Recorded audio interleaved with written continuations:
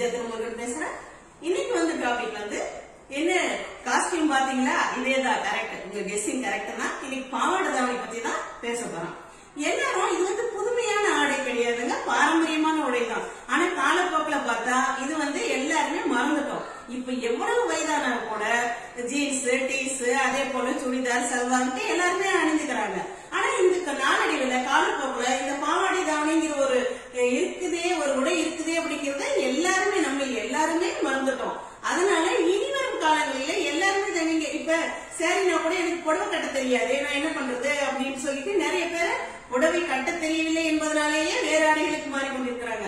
ஆனா இது வந்து எளிமையானது, பார்ப்பதற்கு மிகவும் ரம்மியமானது. அதனால எந்த வயதினராக இருந்தாலும் அணியலாம். நம்ம புதுதாக மாற்றத்தை கொண்டு வரணும். இது ஒன்றும் பெரிய மாற்றம் கிடையாது, ஏற்கனவே இருந்ததுதான். இப்ப பார்த்தா பாகவதர் பேர் தான் ஃபங்க்ங்கிற பேர்ல இப்ப எல்லாம் லேட்டஸ்டா எல்லாம் இது பண்ணிட்டு இருக்காங்க.